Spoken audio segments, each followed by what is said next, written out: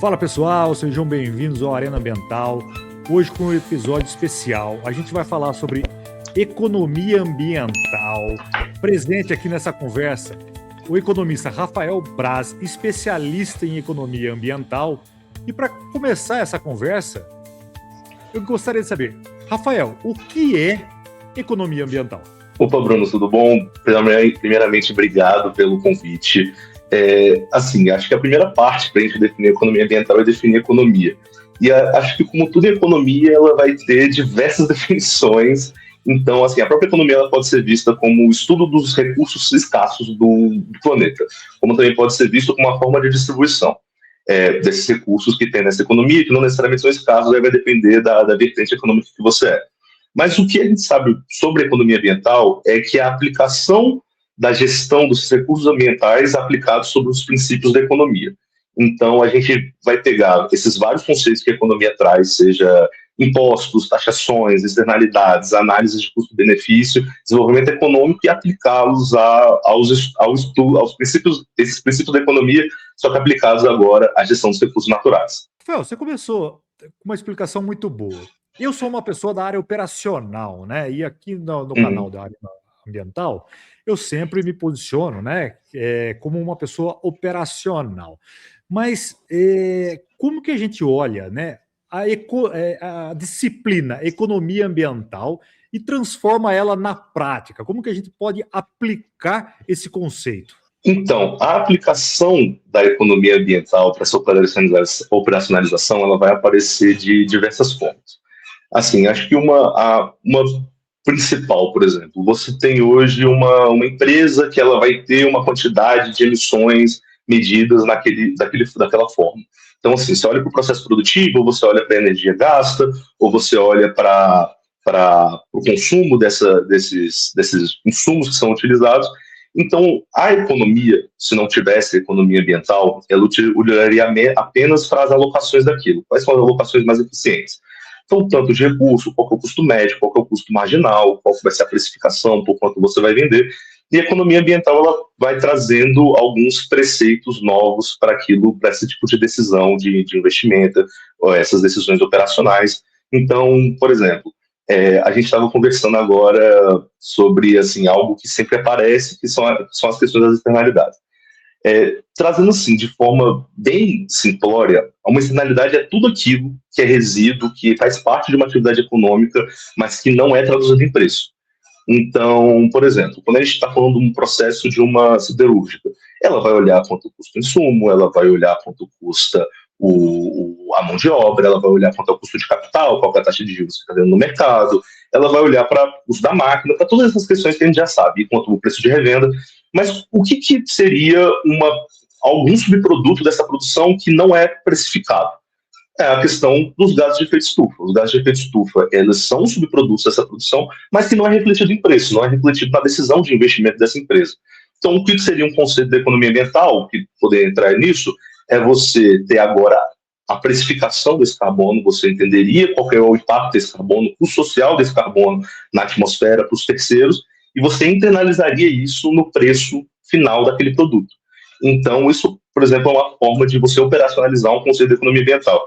Óbvio que isso vai aparecendo de outras formas, ao longo de outras políticas públicas, a gente fala de clima hoje, que é a grande pauta ambiental que tem nos debates públicos, debates internacionais, né, da COP, que teve no Brasil ano passado, e que é esse grande centro de conversa sobre meio ambiente. Mas, esse é só um exemplo para como uma empresa pode operacionalizar um conceito de economia ambiental dentro de sua produção. Né? E aí, o que vai acontecendo? Você pode falar da taxação desse carbono através de um ente público sobre ela, você pode falar de mercado de carbono, a gente pode conversar sobre várias outras coisas, mas esse é só um exemplo de como um conceito da economia ambiental a gente está vendo como ela é aplicada hoje em dia, sabe? Rafael, eu sou uma pessoa muito curiosa, né? E você falou das aplicações. Mas eu estou aqui, e talvez seja uma dúvida do pessoal que está acompanhando, né? O que a economia ambiental ela busca resolver no mundo? Eu sou um economista que tem uma visão que a economia ela não pode ter um fim em si mesma. A economia ela precisa ser um instrumental. eu tenho uma formação que ela é muito focada em inferência causal. A gente vê se de fato uma política pública funcionou, a gente vê se de fato algo está funcionando, a gente olha para o que já é feito. Então, eu gosto de olhar para a economia sempre nesse ferramental. As dinâmicas sociais e econômicas postas, mas mais sociais, através dos seus modos de produção, e a economia analisando aquilo que está acontecendo. Todos os economistas podem discordar, podem olhar a economia como essa míriade de modelos e como elas são aplicadas. Eu acho que é super válido, mas essa é a minha visão como economista. Então, eu imagino que a economia ambiental ela tenta solucionar os problemas que são postos na sociedade e na produção como um todo. Então, se o problema atual é as emissões de efeito estufa, como é que a economia pode utilizar o ferramental econômico, o ferramental teórico, o ferramental prático dela, mas a economia nunca tem um fim em si mesmo. Então, eu acho que a economia ambiental ela não tenta solucionar problemas da própria economia ambiental, ela tenta solucionar problemas que acontecem e tentando fazer com que isso seja resolvido de alguma forma. Então, a gente vai falar de gestão de uso da água, de reuso, de qualidade do ar. São problemas postos. E aí, como é que a gente vai falar? A gente vai falar, a economia ela pode ser pensada na micro, na macro, na econometria, então a gente vai utilizando esses ferramentais que são colocados. A gente quer falar sobre um problema de alocação de recursos ambientais, de direito de propriedade sobre um rio que vai ser utilizado para uma indústria fazer o resfriamento da sua produção. Beleza, e isso é um problema que existe, isso é um problema de produção, é um problema que é para os técnicos que utilizam aquilo, mas como é que a gente vai fazer essa questão de propriedade se você está falando do mesmo rio que vai utilizar para isso, mas vai ser utilizado também que é o mesmo rio que é utilizado por pescadores de uma vila que dependem daquela qualidade da água na temperatura correta para sobreviver. Como é que a gente vai falar de qualidade do ar, que é um problema de todo mundo, mas é um problema de alocação, mas a produção ela depende daquilo, entrega em quantas pessoas, mas também impacta em tais lugares. As questões das usinas eólicas, né? As usinas eólicas, elas são muito importantes porque elas têm um custo fixo, mas que ela produz um valor bom ao longo do tempo que pode ajudar a limpar a nossa matriz energética mais do que ela já limpa no caso do Brasil.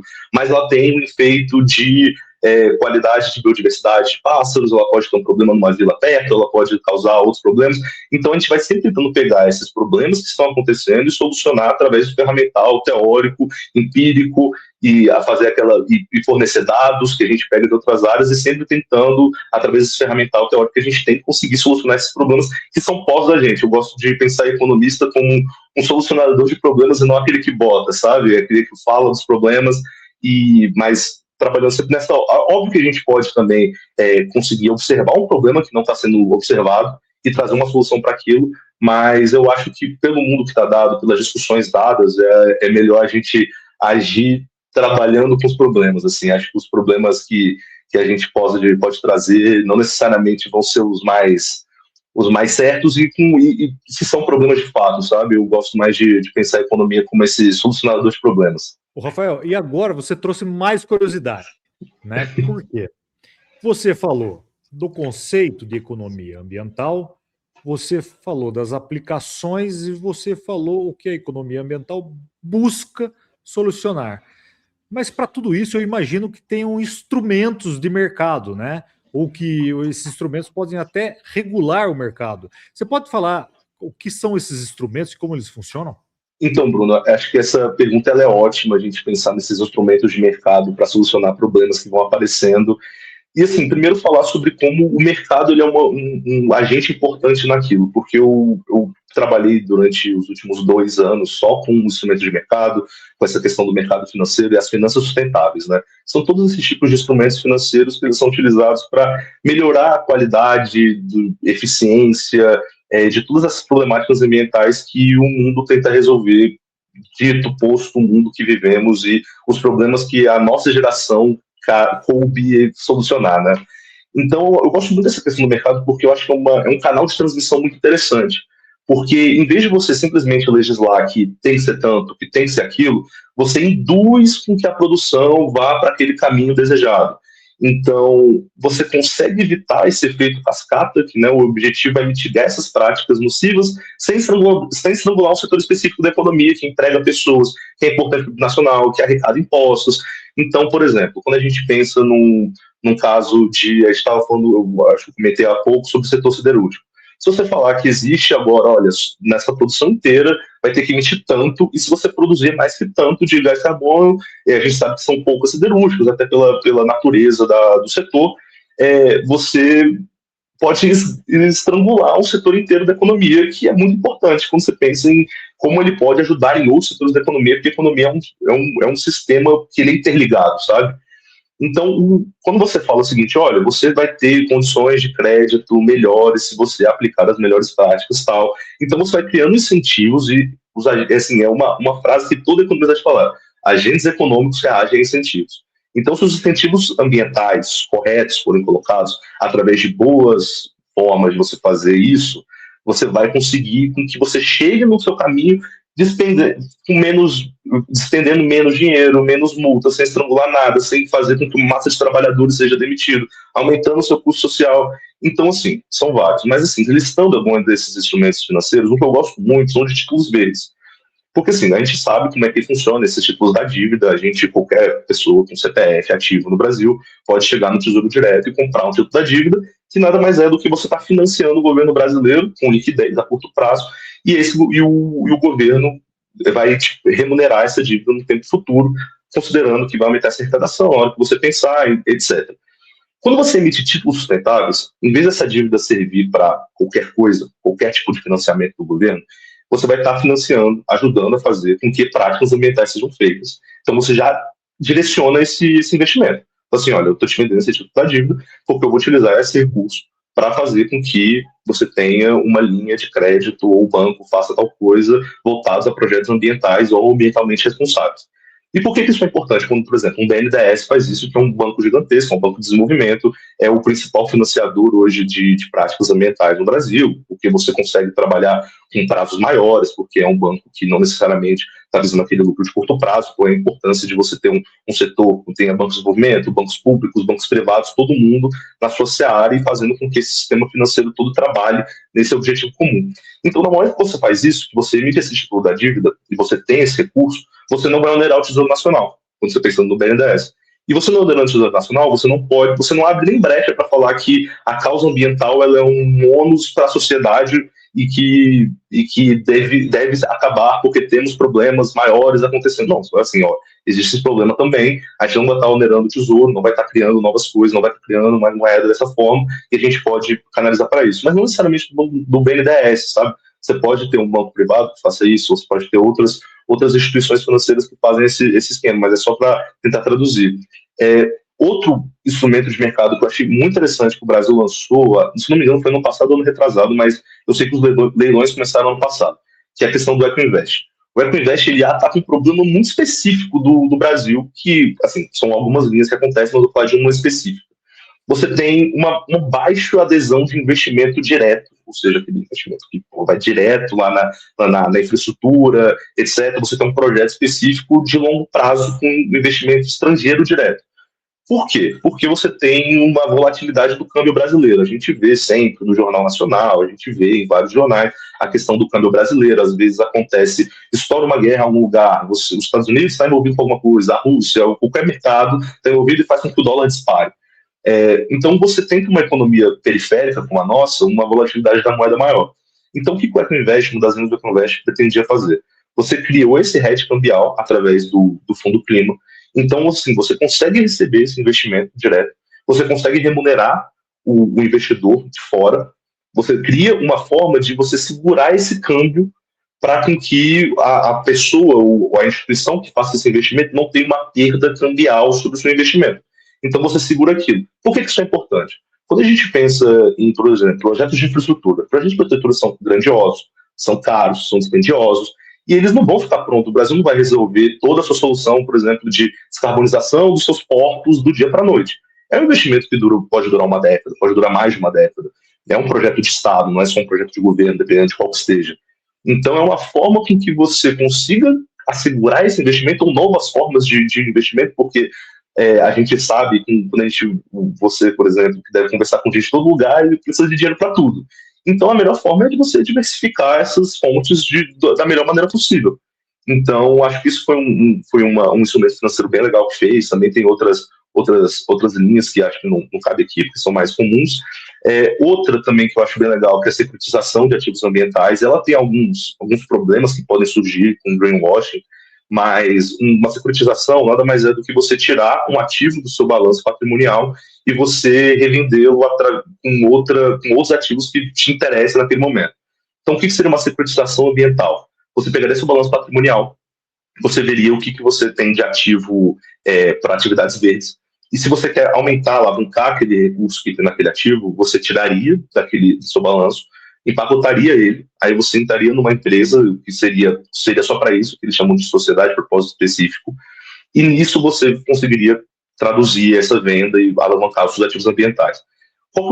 Pode ter problemas com eles, então você precisa ter uma regulação, uma legislação vigente forte, que não faça com que seja interessante para essas empresas, por exemplo, tirar suas atividades que não são sustentáveis, que não fazem parte desse arcabouço do ambiental, e quando essa empresa, essa financiadora, olhar para o balanço patrimonial dela, só vai ter atividades verdes, enquanto eles tiraram essas atividades que não são verdes. Mas assim, tudo sendo bem feito, bem desenhado, bem regulamentado, não se torna um problema, mas assim, precisa de vigilância constante para isso não acontecer. Outra coisa que foi muito legal que tem no mundo, que tem na União Europeia, que está sendo feito globalmente, está sendo feito no Brasil também, já foi regulamentado e vai ficar pronto daqui a alguns anos, que é o Sistema Brasileiro de Comércio de Emissões, que é o famoso mercado de carbono, que é um instrumento financeiro interessante para você fazer com que as empresas gradualmente vá diminuindo as suas emissões, mas que você não estrangula aquele setor. Então, quando a gente olha para os setores que a gente chama de energointensivos, né, que você tem algo que isso representa a maior parte das emissões industriais, por exemplo, do Brasil, você não vai estrangular esses setores, mas vai falar o seguinte: olha, você pode comercializar o que sobrou ali de emissões de carbono, mas você também vai ter esse limite ao longo do tempo, então você vai transformando isso gradual para você não estrangular nenhum desses setores econômicos, que a gente sempre está repetindo isso, porque é importante falar sobre isso. E um instrumento bem legal que tem também, que é a taxonomia sustentável. O pessoal que mexe com isso, eu ajudei a fazer as coisas na taxonomia brasileira, fala da taxonomia, que é essas várias taxonomias que estão sendo feitas ao redor do mundo. Quando a gente fala de legislação ambiental, a gente sabe que a União Europeia geralmente sai na frente. A União Europeia fez essa taxonomia. O que é? É um guia para o mercado financeiro de atividades que se elas são ambientalmente responsáveis ou não. E se elas forem e se não forem, qual que é o limiar delas. Isso é muito importante para o investidor como instrumento de mercado financeiro, para você saber o que você está investindo, o que você está colocando seu dinheiro naquilo. Então, se eu falo que, olha, o limite da produção de gases de efeito estufa que tem que ser emitidos da produção de ácido nítrico é tanto, a empresa vai chegar para o banco e mostrar o seguinte: olha, estou de acordo com o que está falando, ou não estou de acordo. E aí você vai tendo, através do mercado financeiro, falando: olha, se você estiver a tanto, eu vou te emprestar tanto, a sua garantia vai ser tanto, seu prazo de vencimento vai ser tanto. Se não tiver, eu posso nem te entregar o recurso. Ah, mas se isso não acontecer, eu posso te entregar com condições piores se você fosse mais ambientalmente responsável. Então, são vários dos instrumentos financeiros que eles vão surgindo. As inovações são diversas, todo ano sai coisa nova, isso é muito importante, mas é legal, assim, a gente ver que o mercado financeiro ele consegue trabalhar tanto nessa linha de fazer esse guia, de conseguir emprestar dinheiro, fazer essas linhas de crédito, fazer essas inovações financeiras, são tão necessárias quando a gente pensa em todos os setores da economia que se prestam a ser ambientalmente responsáveis, sabe? Então, acho que são só algumas delas. Rafael, eu queria aproveitar esse momento aqui e convidar as pessoas a assistir um vídeo que está lá no canal, que é da doutora Sávia Gavazza, que é responsável, né? Ela trabalha com o plano de transformação ecológica e ela fala sobre o EcoInvest, né? Então, assistam também esse vídeo, que é muito legal, né? O Rafael veio aqui e complementou o que foi dito, é bem legal. Mas vamos voltar aqui à nossa conversa. Eu tive conversando tempos atrás e eu escutei algo que é PIB verde. E eu não sou da área, né? E eu falei, mas o que é PIB verde? E eu não tive tempo de continuar essa conversa, né? E aproveitando o especialista, eu quero perguntar assim, o que é PIB verde e como ele está correlacionado com o PIB que a gente conhece, né? Qual é essa correlação, o Uhum. que é, quais são os indicadores, ou dizer alguns indicadores para a gente aqui? Claro, sim, eu acho que é uma pergunta ótima. Eu acho que também é um espaço legal para conversar um pouco sobre isso, porque, voltando um pouco no tempo, um dos vídeos mais legais, um discurso muito legal, assim, acho que qualquer aluno de economia da graduação, agora aos seus 18 anos, e quem também se interessa pela área, tem um vídeo do Bob Kennedy, que é da década de 60, que ele vai falando um pouco sobre a questão do PIB. E ele fala o seguinte, é um discurso humanista e bem bonito, que ele fala sobre o PIB, ele vai contabilizar e ele vai aumentar com os tanques de guerra que são construídos, que ele vai, cada bomba, cada arma feita vai contabilizar no PIB, mas o PIB ele nunca vai conseguir contabilizar, aí ele fala do sorriso das crianças, do amor de um pai com um filho, de uma mãe. Então, as críticas ao PIB, antes ainda mesmo da pauta ambiental estar em voga, ele já tinha essas críticas. Então, mas assim, como eu vejo? Eu vejo o PIB de uma forma muito crua, sabe? É uma identidade contábil. Nada mais é do que a contabilização de toda a riqueza produzida no país em determinado ano. O PIB é uma medida de fluxo, né? É diferente assim, a gente sempre tem que olhar o que são medidas de fluxo, medidas de estoque. Então, o PIB é uma medida de fluxo. Ele vai olhar para cada ano que está sendo produzido naquela economia e contabilizar e falar que está. Então, qualquer coisa, seja boa, seja ruim, ela vai estar contabilizada no PIB. Então, assim, ela é um instrumento importante para você ver aquilo. Mas por que eu acho que também o PIB verde, não como uma substituição ao PIB, porque o PIB vai contar outras coisas também, o PIB verde eu acho que ele poderia ser mostrado junto em algum relatório específico, etc. A fórmula do PIB verde o PIB tradicional, menos a depreciação ambiental, mais os serviços ecossistêmicos. Então você consegue ter uma variável de fluxo ambiental dentro dessa riqueza produzida no país. Mas qual que é a minha questão com aquilo? Por exemplo, se você olhar para uma medida de PIB de 2020 e você tem uma área de pasto, uma área de floresta, uma floresta nativa enorme, você vai lá e desmata tudo aquilo que é péssimo, no PIB vai subir, porque você está utilizando recursos econômicos e tudo mais, e no PIB verde você vai ter, nessa variação, você vai ver que vai diminuir, né, porque você teve essa depreciação ambiental.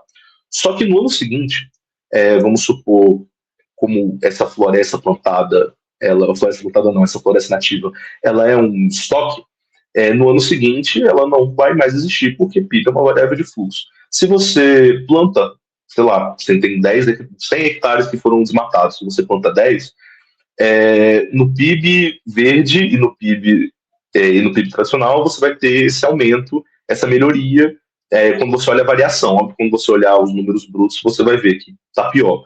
Mas você vai ter essa variação positiva, sabe? Então eu acho que tem que ter alguns cuidados na hora de trabalhar com eles também, porque talvez ele tenha que ser utilizado de forma mais parcimoniosa do que o PIB tradicional, sabe? Porque como o PIB tradicional ele vai captar outras diferenciações que vão acontecendo na economia, ela pode ser mais verossímil do que o PIB verde nesse aspecto, sabe? Mas tendo assim, sempre apresentado com essa parcimônia, com esse modo de dizer, com uma explicação, eu acho que é uma variável super válida e eu acho que todas essas variações dessa questão tradicional da economia, por isso que a gente fala da economia ambiental e de como aplicar esses princípios econômicos aos recursos naturais, eu acho que são extremamente válidas, mas eu acho que é legal também fazer esse disclaimer e de não ir só trocando um conceito por outro, porque o conceito não precisa melhorar, precisa melhorar a prática de fato, sabe? Então, assim, novos conceitos são importantes, mas também dá para a gente utilizar os conceitos antigos e mais estabelecidos como uma forma de conseguir mensurar isso de toda forma. Rafael, você falou floresta, e quando você falou floresta, me veio em mente a riqueza natural do Brasil, né? E pensando nessa riqueza natural, né, e com tudo que a gente ouve por aí, como que a gente pode transformar essa riqueza natural em vantagem competitiva, né? É possível, né, olhar para a riqueza natural e gerar vantagem competitiva, isso dentro da economia ambiental? Ela pode ser utilizada assim. Acho que para falar sobre isso, eu acho que é legal a gente falar do conceito de transição energética, né? Quando a gente estava conversando sobre essa entrevista, eu tinha acabado de ler um artigo muito interessante, assim, até legal poder estar falando isso aqui, que é um artigo do Nick Ayre, que é de 2021 ou 2022, se eu não me engano, que ele faz uma diferenciação entre as fontes energéticas atuais, né, que seriam aquelas movidas a calor, e a diferenciação de fontes de energia que fossem movidas a trabalho. Então, assim, é um texto técnico dentro de energia, e assim, eu achei ele interessante porque ele mostra que um mundo atual, as fontes de energia através de calor, que seriam carvão, petróleo, etc., diesel, que seja, enquanto você tem essas fontes a trabalho, que seria hidrelétricas, painéis solares, energia eólica, e que elas são mais eficientes. Então a gente olha no mundo pós-transição energética, por elas serem mais eficientes, seria um mundo que demande menos energia, que vai demandar menos energia, porque você vai conseguir, pensando que a produção é a mesma. Porque na mesma produção, você utilizando menos energia, só que ela é mais eficiente, você consegue produzir a mesma coisa, e você vai precisar de uma quantidade de energia muito maior daquilo. Então, quando a gente fala sobre essas vantagens que o Brasil vai tendo, essas vantagens ambientais, as vantagens naturais que a gente tem, elas podem ser aplicadas dessa forma, quando a gente olha para essa transição energética. Porque quando a gente estava falando sobre esse cálculo de produção, você não simplesmente aumenta a sua produção porque também há mais demanda. Isso é muito importante que tenha também. Mas também você vai ter que pensar em outros custos. Assim, o custo de energia ele existe. Então, você pensando nessas vantagens que o Brasil tem, você tem essa costa também que a gente tem, óbvio que a gente vai poder fazer parques eólicos em todos os lugares. A gente vai pegar esses lugares específicos, qual é a transição, como é que você consegue transmitir, como é que você consegue mandar de um lugar para outro.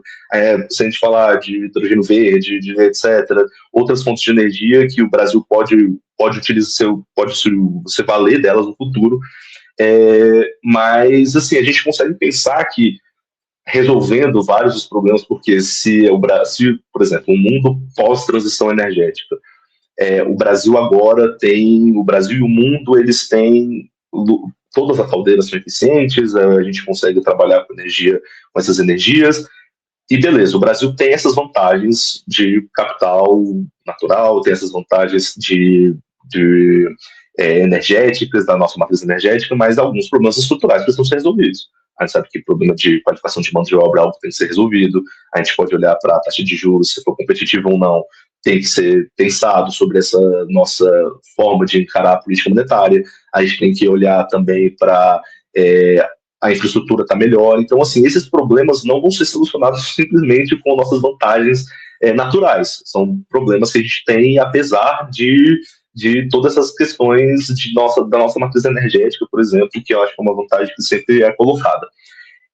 Então, a gente precisa olhar essa janela de oportunidade e pensar que um mundo que seja com energias mais limpas, que seja mais vantajoso a nós, que já temos uma matriz energética limpa, quando a gente olha principalmente na geração de energia, que a gente precisa resolver esses problemas que são independentes de problemas de matriz energética, de suas emissões de gás de efeito estufa e de outros problemas ambientais também trazidas por elas. Então, eu acho que o Brasil tem essa janela muito, muito grande, assim, e a gente fala sobre o termo vantagem competitiva, ele vai aparecendo bastante nas discussões, né, sobre essas discussões ambientais. Mas tem um conceito de economia, que eu acho que vantagem competitiva surge dela, que é um conceito muito antigo de economia, lá dos primeiros economistas, do Davi Ricardo, que ele vai falar sobre isso, que é o conceito de vantagem comparativa. E o conceito de vantagem comparativa, ele é muito legal, assim, eu acho que vários economistas não vão, assim, de fato desatualizado, etc., mas a vantagem comparativa, ela não vai olhar a minha vantagem sobre o outro, mas a minha vantagem sobre eu mesmo. Então, hoje, o Brasil ele vai ter muito mais vantagem de produzir uma commodity do que de produzir um produto industrial de alta tecnologia embutida. O que a gente também precisa utilizar nesse momento é que essas inovações, essas mudanças tecnológicas, que são muito dependentes de energia, que vão utilizar muita energia, e a gente tem ela limpa, a gente poder fazer essa mudança da nossa vantagem comparativa, de transformar para a gente mais vantajoso, conseguir fazer essa industrialização de produtos que tenham mais tecnologia embutida, que sejam intensivas em capital, intensivas nessa energia, para que a gente consiga também solucionar esses problemas que eles existem, não somente por conta da nossa matriz energética, sabe? Então, eu acho que perpassa esse lugar, sabe, de também utilizar essas nossas vantagens naturais como forma de superar problemas antigos. Rafael, escutando sua explicação, eu acabo tendo um pensamento aqui que hoje em dia o Brasil tem muitos acordos comerciais, né, internacionais, e cada vez mais cláusulas ambientais são uma tendência, né? E isso não é um contrassenso de desenvolvimento, não não salvaguardar talvez a segurança alimentar de pessoas vulneráveis? Bruno, eu acho que se você lança essa pergunta em qualquer simpósio econômico e de economistas, vai sair ou o melhor acordo ou vai sair muitos tapas entre várias pessoas querendo discordar ou concordar entre si. Às vezes todo mundo concorda, mas vai achar um motivo para discordar. Então eu acho que essa é uma pergunta muito boa, sabe? E acho que quando a gente vai falar desses acordos comerciais, não gostaria que esse vídeo ficasse datado, porque a gente não sabe quando todas as coisas vão estar, né? Mas eu acho que durante alguns anos esse vídeo não estará datado. Que é falar sobre o acordo da Mercosul e União Europeia, que foi aprovado nesse ano, 2026, e que estava sendo discutido há mais de 25, quer dizer, há 25 anos, não sei se é mais de 25 anos, mas essa data, 25 anos, eu tenho fresco na minha memória. E essa questão que você falou de segurança alimentar, etc., de essas cláusulas ambientais, elas têm que estar em pauta, claro. A gente não pode pensar só no PIB que a gente estava falando, só de quanto vai aumentar a nossa riqueza, e sem pensar no longo prazo. Assim. A gente pode olhar, tinha um professor meu que sempre repetia, a planilha aceita tudo. E de fato aceita tudo. Você pode colocar qualquer variável lá e jogar assim, olha, o que acontece se eu fazer o Brasil virar uma grande fazenda e tirar todas as caixas das pessoas, destruir a Amazônia. Cara, no curto prazo vai ser maravilhoso, nosso PIB vai lá para cima. Só que a gente sabe que isso não é viável no prazo, quando a gente fala dessas pautas ambientais e de por que a gente precisa ter uma fonte econômica, uma economia que seja resiliente a longo prazo. Então aí, falando sobre essa questão do acordo de livre comércio, acho que dois setores da economia, eles olham para isso com olhos diferentes. O setor industrial brasileiro, ele pode olhar isso com tamanho pessimismo, ou ele pode olhar isso com otimismo. Teve uma nota técnica do IPEA que é maravilhosa, assim, eu recomendo todo mundo a ler, eu vou trazer alguns highlights dela, que é uma nota técnica 68, que foi publicada em 2022 ou 2023, aí acho que vale a pesquisa. Essa nota técnica do IPEA, ela traz algumas possíveis acontecimentos com a economia brasileira pós-acordo de livre comércio entre Mercosul e União Europeia. Para o setor industrial, por que ele pode ser visto de maneira com pessimismo e com otimismo? Ele pode ser visto com otimismo de você pensar que a indústria europeia não necessariamente hoje compete com a indústria brasileira. Por quê? Porque a indústria europeia ela não é igual à indústria chinesa, que vai produzir desde o industrializado mais simples ao industrializado mais tecnológico. Eles têm muita questão da qualidade, de você ter, por exemplo, os carros de luxo italianos, os bons carros alemães, e como eles vão mandando esses carros piores. Eu não entendo nada de carro. Então, mas assim, eu sei que tem essa questão com carro alemão, com carro italiano, que eles são ótimos, etc. E tal. Então, não necessariamente isso vai competir com a nossa indústria vigente hoje, a nossa indústria nacional hoje. E que a nossa indústria nacional vai achar na Europa um lugar para você ter essas novas vendas, esse novo mercado. Mas qual que é a questão? Nesse estudo do IPEA, mostra que a produção brasileira, no determinado período de tempo, pode ganhar até R$500 bilhão de aumento, assim, sempre controlado pela inflação, etc. E a gente pode olhar e falar assim, R$500 bilhão para mim seria ótimo, resolveria um monte de problema da minha vida, imagino que do Bruno também. Mas para quando você pensa no todo da economia, não é tão vantajoso assim, sabe? R$500 bilhão de reais é quase nada, quando você olha, mesmo seja dólares, não é muita coisa para a economia brasileira. Então, a gente pode pensar dessa maneira pessimista, falando que alguns setores mais tecnológicos poderiam perder esse incentivo da inovação, porque agora está competindo com uma capacidade já instalada. Então, para que eu vou fazer com que essa produção aconteça no Brasil se eu posso comprar pronta e já mais barata, sem investimento nenhum, sem custo afundado, sem um monte de coisa de fora? Mas também pode olhar com certo otimismo na ideia que chama de spillover, né, esse derramamento, de conhecimento. Fala assim, olha, esses produtos vão agora começar a fluir no Brasil, eles vão ter o determinado preço, a gente pode aprender com essa tecnologia e fazer o que acontece. Então, assim, alguns setores, eles são vistos na indústria, eles estão falando nessa nota técnica, que o setor nosso de veículos e de metais e de têxteis podem ter uma queda, enquanto de aviação, né, a Embraer, né, essa gigante brasileira, e a gente pensa no Mercosul, como todo, mais olhando para o caso brasileiro, pode ter ainda mais entrada na Europa, e o setor de papel e celulose, que já é muito forte no Brasil e pode se tornar ainda mais forte. Já para o setor do agro, eu acho que o agro atualmente, assim, nesse recorte de 2026, acho que tem validade por mais alguns anos, é o setor que sai mais sorridente disso, porque o acordo Mercosul-União Europeia, ele ficou durante muito tempo travado na parte da União Europeia, pela parte da União Europeia, por conta do agro europeu. Porque o agro europeu, você imagina, assim, a Europa ela é minúscula comparado à América do Sul, sabe? Você olha para os pastos argentinos, para os pastos brasileiros, para as fazendas brasileiras, e aí você olha para como fazendo, não compete com a Europa. A Europa é bem mais reduzida, bem menos espaço para fazer agricultura, para ter agricultura, e aí você teve, né, aqueles protestos, você teve o primeiro partido anti-ESG do mundo na Holanda, que fez grandes protestos, você teve os protestos na França, que eles pegaram o esterco das fazendas e jogaram na frente do parlamento, você teve várias questões, então, mas, tirando isso, que a gente sabe que foi o problema, o setor da agropecuária brasileira está falando de uma estimativa nessa nova técnica do IPEA de 2% de crescimento da produção. Beleza. Tendo isso em mente, a gente precisa falar sobre essas cláusulas ambientais que estão surgindo. E por que eu falo da União Europeia? Porque a Europa ela tem um soft power gigantesco com as suas legislações. Eu fui apresentado esse ano a um conceito que minha amiga mandou, que se eu não me engano, é exportação de Bruxelas, ou efeito Bruxelas, que é quando a Europa a Bruxelas, né, a sede da União Europeia, faz uma regulação nova, o mundo inteiro acaba aderindo a ela. Então a gente olha para o setor industrial e o setor do agro, que eu estou falando agora, porque tem duas legislações muito importantes que aconteceram nos últimos anos, foram discutidas e botadas em vigor nos 2 últimos anos. A primeira, que é a regulamentação do desmatamento da União Europeia, que ela precisa que você tenha a certificação do produto proveniente da agricultura de cabo a rabo, para falar que não veio de desmatamento. Isso é muito importante, porque quando a gente fala do perfil de emissões do Brasil, sem apontar dedos, porque isso é importante, mas a gente sabe que a maior parte, metade das emissões brasileiras, provém de uso manejo do solo, que basicamente uso irregular do solo brasileiro.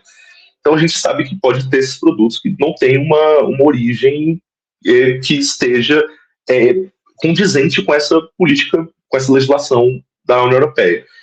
Isso pode ser visto como uma interferência direta da soberania nacional. Eu tive a oportunidade de estar ano passado na COP30, aqui em Belém, no Brasil, né? Eu estou em Brasília, mas a gente estava lá em Belém, e eu participei das negociações, né? Eu fiquei assistindo às negociações sobre financiamento.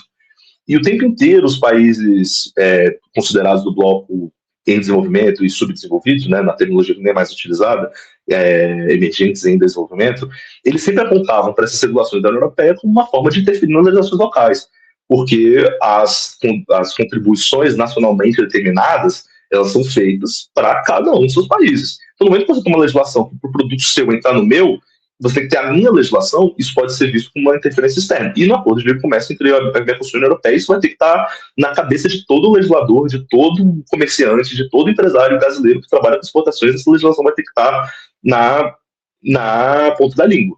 Só que isso é importante para o Brasil também, porque o Brasil também tem essa meta de acabar com o desmatamento ilegal até 2030, perdão. Então, acho que pelo menos essa a gente consegue entender um pouco melhor. Qual é o problema da legislação agora para a indústria? Que é o CBAM, né, o CBAM, dependendo do nível de proficiência em inglês da pessoa que está comentando sobre isso, que é o mecanismo de ajuste de carbono na fronteira. Basicamente, vai ter que ter sobre aquele produto industrializado que entra na União Europeia, que tenha os mesmos padrões de emissões dos produtos europeus, porque assim, existe um custo de você diminuir suas emissões. Você pode ter um maquinário mais caro, que te custou uma grana para o empresariado europeu, que fala assim, pô, eu tive esse custo para fazer isso, encarecer o meu produto no curto prazo, e eu não posso saber que ele tenha desvantagem comercial com o produto que está ali emitindo o que for, com uma caldeira super antiga, e isso é injusto, e beleza, acho que é uma questão válida. Mas qual é o problema quando a gente olha para a questão do Mercosul, do Brasil, no caso, quando a gente olha para a União Europeia? O CBAM, hoje, ele olha para a Escopo 1, de emissões de gases de efeito estufa. O que é o escopo 1? O escopo 1 você só olha para os gases de efeito estufa emitidos em sua produção. Então, assim, a minha caldeira é tanto, a minha esteira de produção é tanto, e etc., e é beleza, está aqui. O Brasil, de fato, quando você compara o escopo 1 brasileiro com o escopo 1 europeu, o Brasil está em desvantagem. Mas quando a gente olha para o escopo 2, que além dessas emissões de gases de efeito estufa na produção, você também olha para a matriz energética, o Brasil é muito competitivo. O Brasil ele vai ser exemplo mundial. Assim, a gente estava conversando agora há pouco sobre as questões das vantagens naturais brasileiras. E isso tem que ser colocado em xeque, só que não vai ser olhado, não agora, principalmente. Então a gente está vendo esses dois tipos de legislação que elas vão ser aplicadas nesse acordo de livre comércio entre o Mercosul e a União Europeia, que não necessariamente, voltando à sua pergunta, assim, acho que eu dividir um pouco mais para voltar a ela, será que são essas legislações que de fato vão fazer com que a indústria brasileira, que o agro brasileiro seja mais competitivo e de qual forma a gente também precisa olhar para o nosso mercado interno, porque os problemas que a gente listou aqui, os problemas que ainda existem no Brasil, eles não vão ser superados só dessa forma, só mudando uma legislação ou outra, como a gente estava falando. Legislações são importantes, mas também mecanismos de incentivo econômico, incentivo e não econômico no sentido monetário, mas econômico no sentido de alocações eficientes, elas são importantes também para que você solucione esses problemas brasileiros que vão continuar existindo. Não é por conta disso que a desigualdade no Brasil vai diminuir, vai despencar, sabe? Não é isso que vai fazer com que a produtividade do trabalhador brasileiro, que é estagnada há vários anos, ela vai aumentar.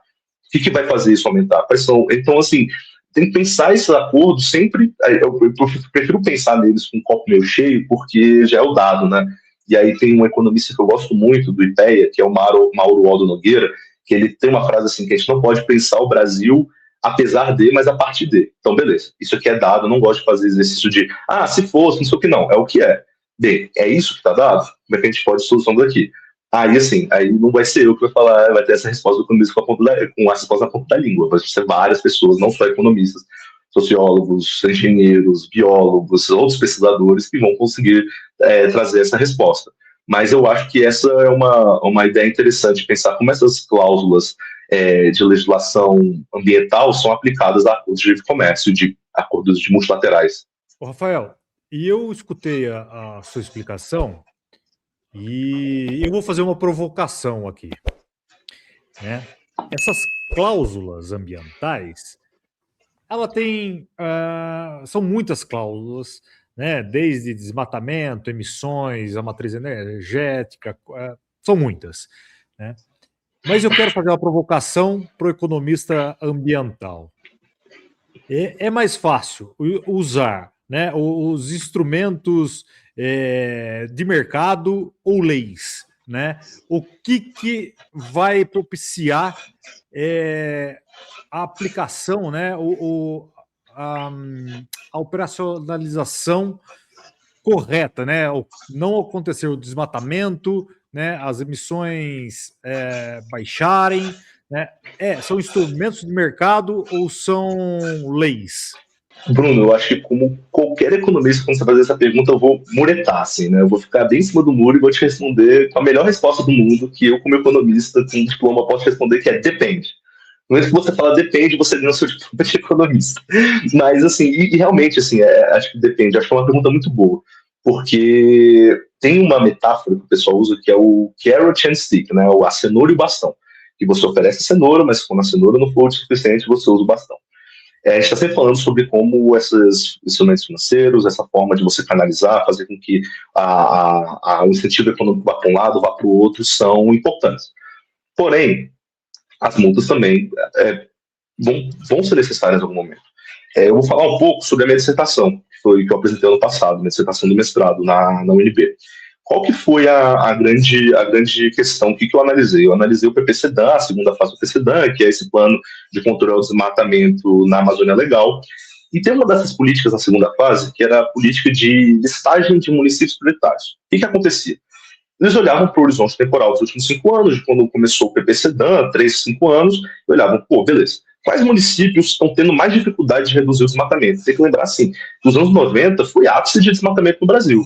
Assim, 2003, assim, 2004, é gigantesco o tanto que o Brasil desmatou, assim, comparado aos níveis atuais, assim, parece que a gente está, já foi um lugar muito pior em questão de desmatamento. E como você tem essa política, você teve alguns municípios que não conseguiram entrar. Então, o que fizeram? Vamos listar esses municípios. Esses municípios podem entrar ou sair dessa lista, de acordo com o que eles fizerem, de acordo com esse horizonte temporal apresentado.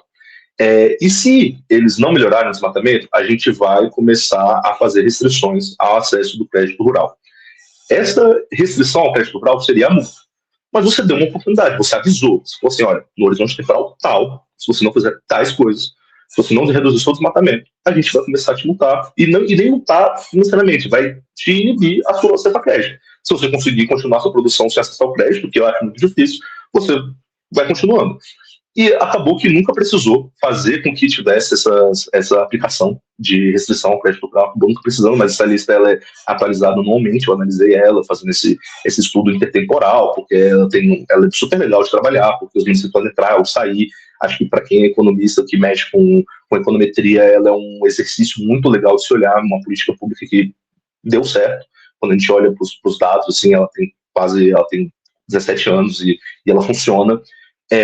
Então, assim, mas qual que é o problema? Assim, você vai dando essas questões, esses incentivos para mudar e tudo mais, só que existe um limite. Você não vai dar esse incentivo e vai sentar assim em cima e vai falar assim, beleza, agora faça o que quiser. Por isso que a multa ela é importante, e pelo seguinte, a multa ela precisa ter uma boa dose de multa, ela precisa ser robusta.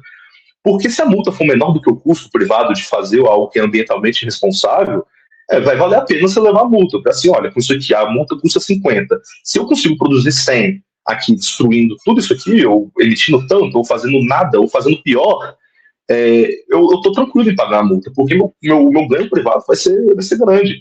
O ganho que eu vou fazer com isso aqui, desrespeitando essa legislação, vai ser enorme. Então você precisa ter, que você tenha você consiga fazer com que essa multa seja grande o suficiente para não valer a pena fazer ela. Como é que você faz isso? Com dados, você vai analisar muito bem esse impacto, você vai analisar bem esse mecanismo de incentivo para ver se ele é realmente o bom. Quando a gente conversou sobre instrumentos financeiros, eles são bons por isso, porque você dá um bom caminho, em vez de você obrigar, você dá o caminho, você incentiva ele a fazer aquilo, você mostra que a pauta ambiental, por mais que a gente saiba que a gente olhando para o mundo e para o que tem, que se conversa no meio ambiente, sobre o que conversa sobre melhores práticas, a gente sabe que é necessário para a manutenção da vida da Terra, ou a manutenção da produção econômica, que seja olhado nesses termos, mas você também precisa que seja um benefício econômico que ele aconteça no curto prazo também.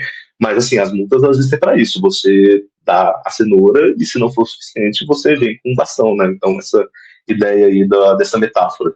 Rafael, certa vez eu estava assistindo uma entrevista, eu acho que foi até um noticiário, que eles falaram o seguinte,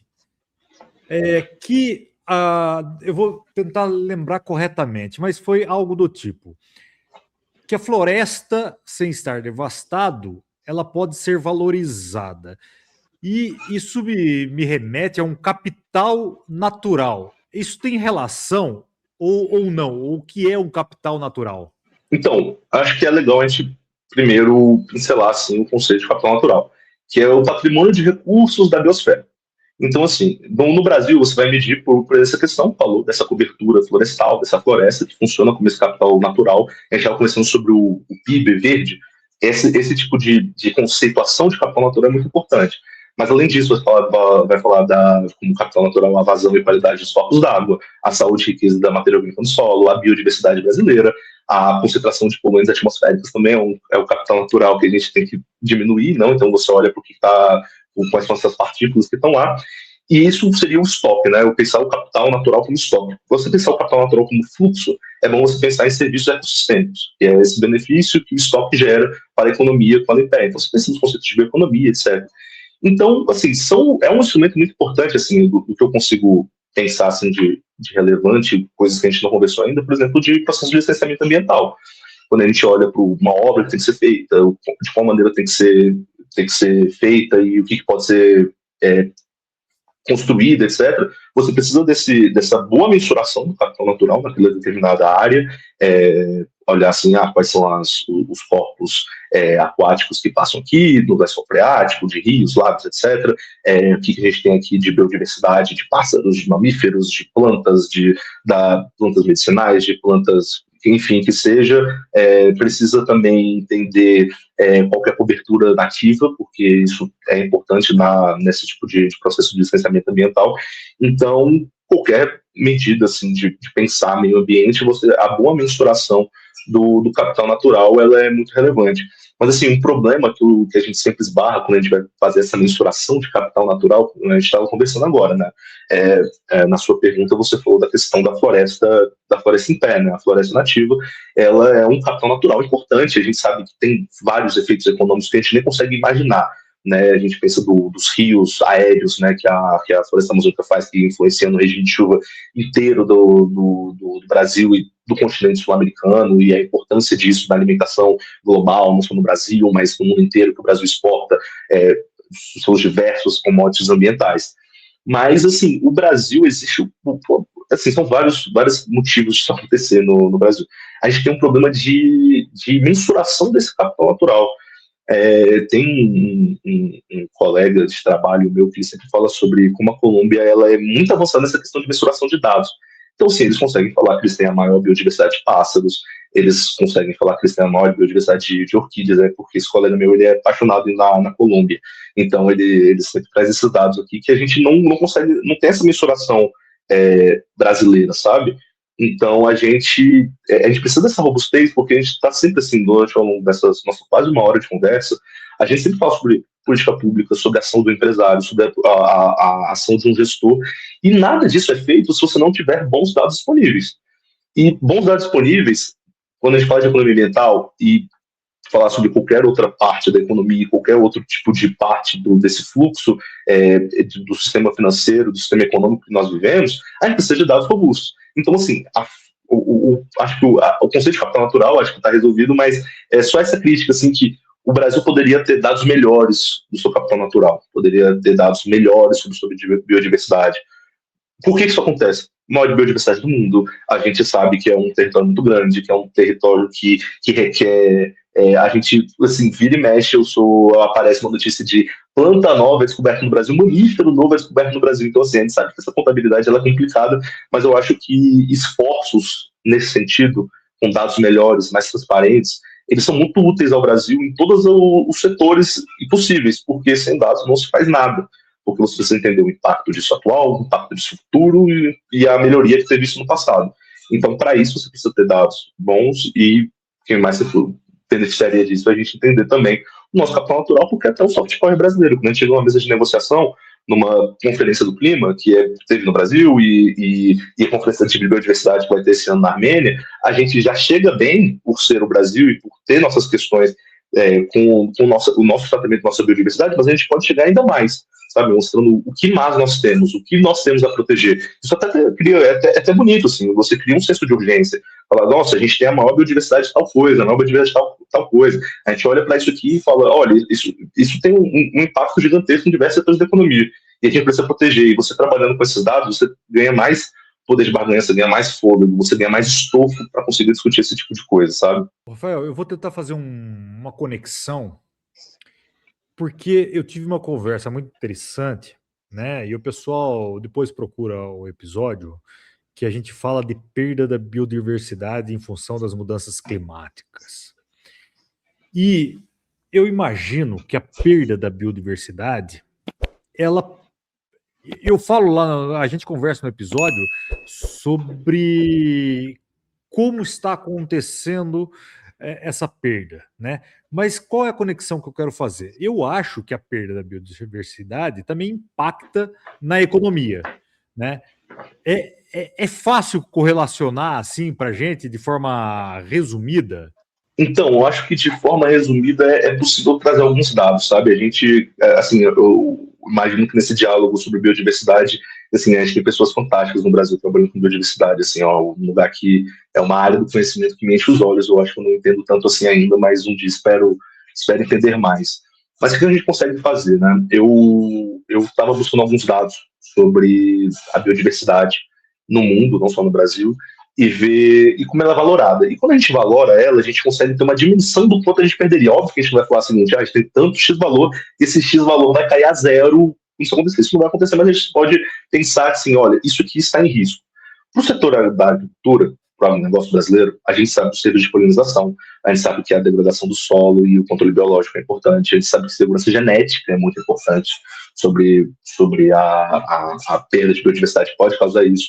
Então, assim, a gente pensa no tamanho do agro brasileiro para o PIB nacional, sabe? E que várias vezes puxa o nosso PIB para cima. Então, a perda de biodiversidade pode levar a isso à perda, mas não só no Brasil, na Argentina também isso é muito importante, Uruguai, a gente pensa aqui no Mercosul, a gente pensa no continente africano também, sei lá, pensa no Congo com óleo de palma. Então, assim, são vários, ou Indonésia também com óleo de palma, né? Então, são vários desses riscos que podem acontecer provindos da perda de biodiversidade. Por citofármaco, eu consegui achar alguns números muito legais, assim.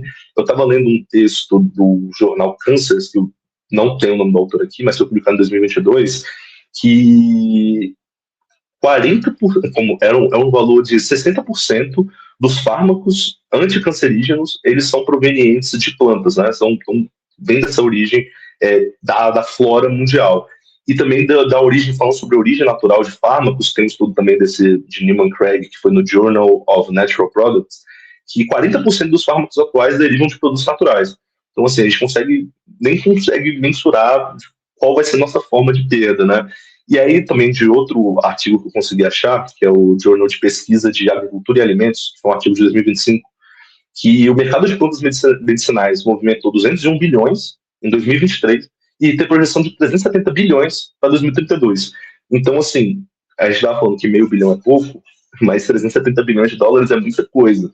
Então, assim, você pensar em qualquer fração, qualquer perda de fração disso, imagina a quantidade de... Aquele negócio que a gente estava conversando, de trabalhadores que são mandados embora, e você tem problemas de aumento de desigualdade, de problemas de tudo que pode acontecer proveniente dessa perda, de setores inteiros da economia que deixam de existir, de comerciantes, etc.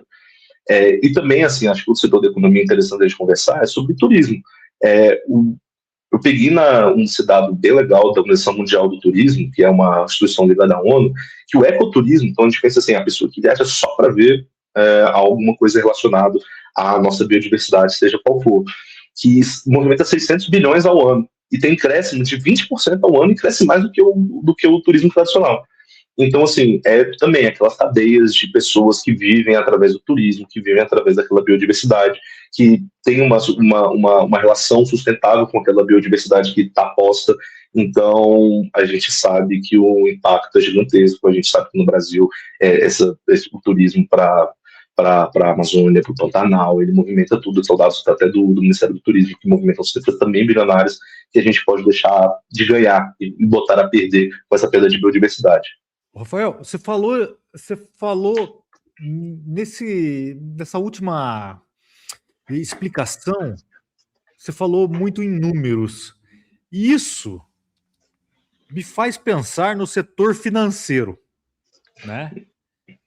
Qual que é o papel do setor financeiro na promoção da economia ambiental, né? O papel da seguradora, do banco, de fundos de investimentos, porque assim, e traduzir isso de forma prática assim para quem está assistindo, porque isso é uma dúvida real. Não, claro, assim, essa pergunta acho que ela conversa muito com aquilo que a gente conversou de instrumentos financeiros, mas falar sobre as entidades também é muito interessante. Como eu sempre coloco nas todas as discussões que eu tenho sobre o mercado financeiro e a tradução que ela tem junto com a pauta ambiental, é ser esse vetor para com que as coisas aconteçam. Então, assim, acho que um papel, por exemplo, do banco, são coisas assim que eu nunca tinha pensado, mas assim, já conversando com pessoas incríveis na nossa trajetória, e você estava falando das conversas que você tem com as pessoas que vêm aqui na arena ambiental, e aí uma dessas conversas que eu tive foi com o pessoal da Febraban, que cuida dessa ideia, que é a Federação Brasileira dos Bancos, que faz essa representação, né, do setor bancário no Brasil.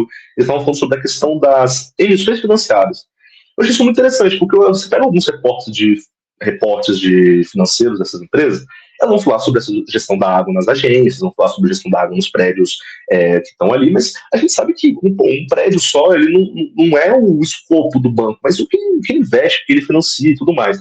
Quando os bancos eles começam a olhar para as emissões financiadas, eles começam a atacar na raiz do problema, de fato. Porque sem dinheiro, quando a gente está conversando, sem dinheiro ninguém faz nada. A gente precisa de todos os setores da economia real, precisam do setor financeiro ajudando de alguma forma.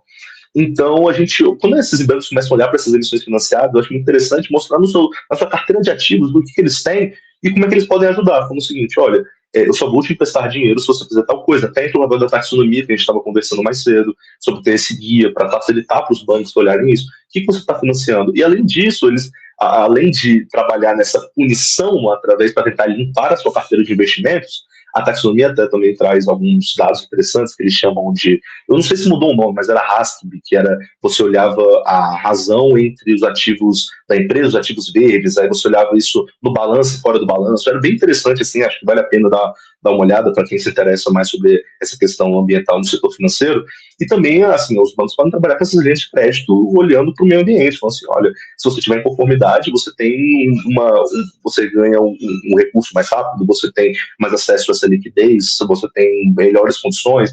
Então, os bancos têm esse papel, eu acho interessante.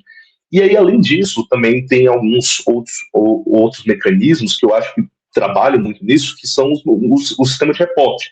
E você juntar, dentro desse setor financeiro, o balanço financeiro das empresas e dos bancos e dos fundos de investimento, e também os reportes de sustentabilidade. E essa ideia, né, do que a gente tem aqui no Brasil, um ótimo trabalho do IPS, que é o Comitê Brasileiro de Pronunciamento de Sustentabilidade, e você tem a tradução do IFRS, S1 e S2, que são esses reportes de transparência ambiental, que vão falar sobre isso, que você vai juntar. Então, você tem muitos contadores trabalhando nessa parte ambiental, então a gente vê que ela perpassa várias áreas do conhecimento, essa pauta, então vai falar sobre o que está sendo feito da empresa e juntar essas duas coisas, esses dois tipos de reporte. E isso é maravilhoso. E também sempre, né, é importante que o sistema financeiro, por estar olhando esses balanços, por estar olhando o que as empresas estão fazendo, elas consigam ajudar no combate ao greenwashing, ver assim, olha, você está falando que isso aqui é sustentável, mas o seu reporte está mostrando que não é, e a gente te deu um financiamento tal, assim, esse ano não vai ter, ou você tem que devolver, ou você vai trabalhar com uma taxa de juros maior, ou menor, caso você consiga ter um resultado melhor do que era imaginado. Então, acho que é uma coisa muito interessante. E aí, o Bruno, você citou seguradoras e eu tive um contato maravilhoso assim, com a área de seguros. Eu acho que eles estão trabalhando super bem. Assim, eu trabalhei, estudei seguros durante meu período na faculdade, no mestrado, e a gente sempre olha para a simetria da informação, a gente olha para os papers clássicos, né, do mercado para limões, etc., de vários economistas, e eu sempre pensei, eu sempre achei que o problema da seguradora, quando enfrentava uma questão ambiental, por exemplo, quando a gente pega a tragédia no Rio Grande do Sul, no ano passado, a seguradora teria um problema de descapitalização imenso no curtíssimo prazo. E a gente sabe que isso não vai estar em caixa, né? Então você vai também ter essa seguradora, ela também está cobrindo outros lugares, ela não pode perder tudo de uma vez num só ambiente, assim, numa só tragédia. Óbvio que vai ter muita gente tentando trabalhar ao máximo daquilo, acionando aquilo, vai tentar fazer com que funcione, mas a gente sabe que não necessariamente vai ser possível. Então, eu sempre imaginei que esse era o grande problema, e eu comecei a ver alguns outros riscos, né, e algumas soluções também no setor de seguradoras. E uma coisa muito legal que eu vi, que é uma inovação financeira trazida pelo setor de seguros, que são os seguros paramétricos. Que seguros por exemplo, o seguro habitual é o seguro da perda, né? Então eu seguro minha casa, que custa X reais, e se eu perder, ela vai cobrir uma parte.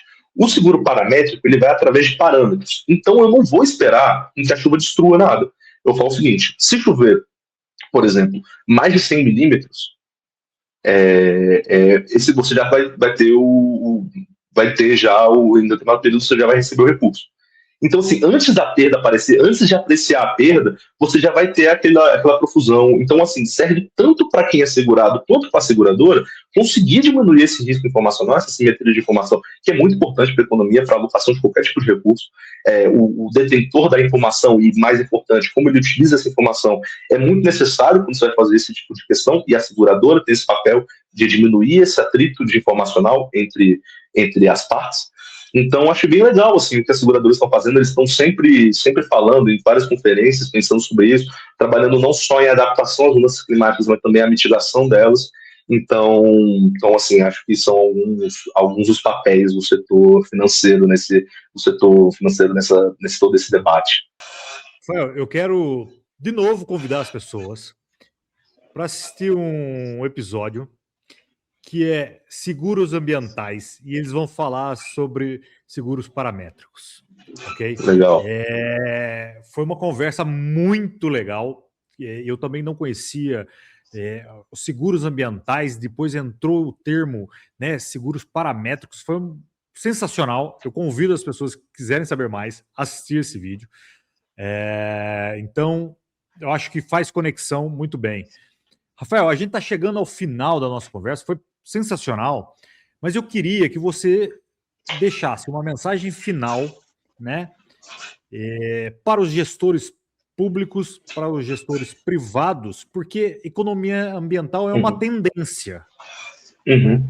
Então, qual a mensagem que você deixaria a esses gestores? Bruno, eu sei que a gente está acabando, mas já vou deixar aqui o agradecimento pelo espaço. E essa pergunta, ela foi a que mais me deixou o tempo pensando. Porque as outras a gente vai, o que a gente trabalha, a gente vai colocando. Assim, o que eu pensei mais sobre isso, foi o que a gente falando, a economia ambiental está crescendo, não só em economia, né? Gestão, engenharia, biologia, todo mundo está olhando. E, enfim, a gente está falando dos contadores, todo mundo está pensando sobre o meio ambiente e acho importante que seja. Só que qual que é o problema?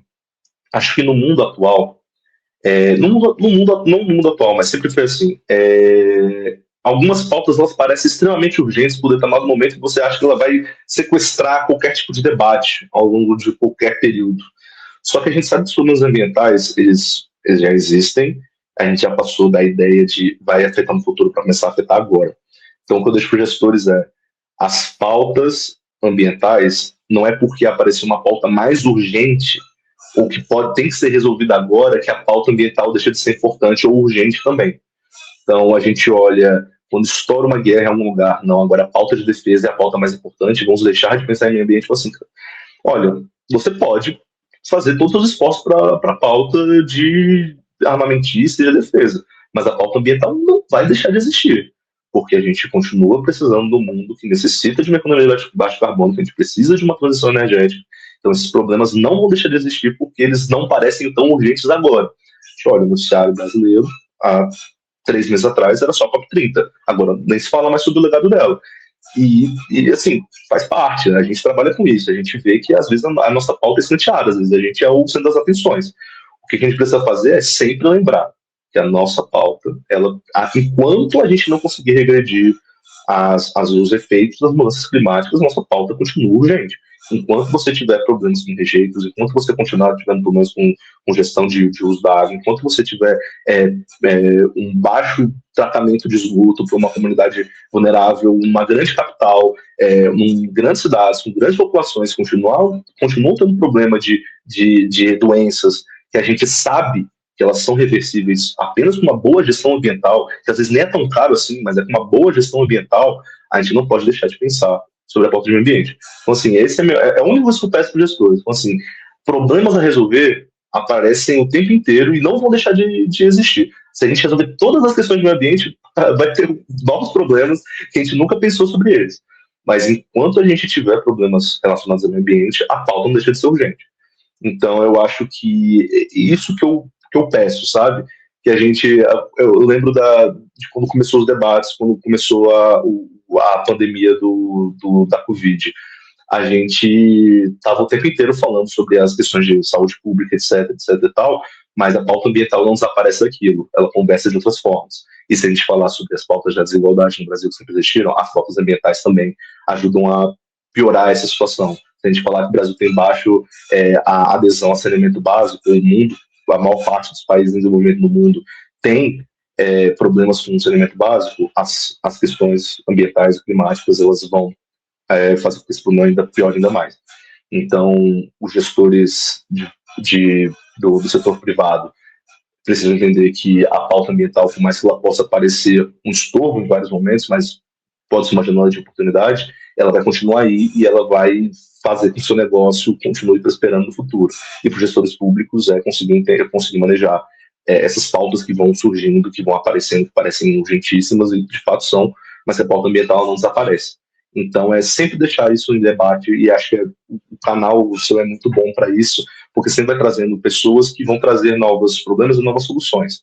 Então, é sempre lembrar que espaços como esse para a gente discutir vão existir, vão continuar existindo, por mais que o mundo às vezes pareça que não liga para a gente, mas a gente vai continuar aqui falando, e se for para parecer maluco com pauta ambiental, a gente continua aparecendo, na hora que for para ser a voz da razão, a gente também continua sendo. Mas eu acho que essa é a minha grande mensagem. Rafael, foi espetacular. Vou te dizer que foi espetacular essa conversa. Trouxe pra gente aqui muito conteúdo. Eu sei que você se esforçou para simplificar, para deixar de forma entendível, né? Porque nem todo mundo tem o seu nível de conhecimento. E, cara, foi sensacional. Então, muito obrigado pela sua disponibilidade e pelo seu tempo. E espero poder contar com você mais vezes, em outras oportunidades. E até mais. Obrigado, viu, pelo espaço. Um abraço para todo mundo que assistiu até aqui. Espero que não tenha ficado maçante, porque eu gostei bastante de estar aqui. Bruno é um apresentador fantástico. Então, obrigado e vida longa à Arena Ambiental, sabe? Que a gente possa ter vários e vários vídeos. Eu recebi um monte de indicação agora, eu vou ter um monte de dever de casa para fazer agora, porque eu vou assistir essas entrevistas todas. E obrigado pelo espaço, de verdade. Tchau.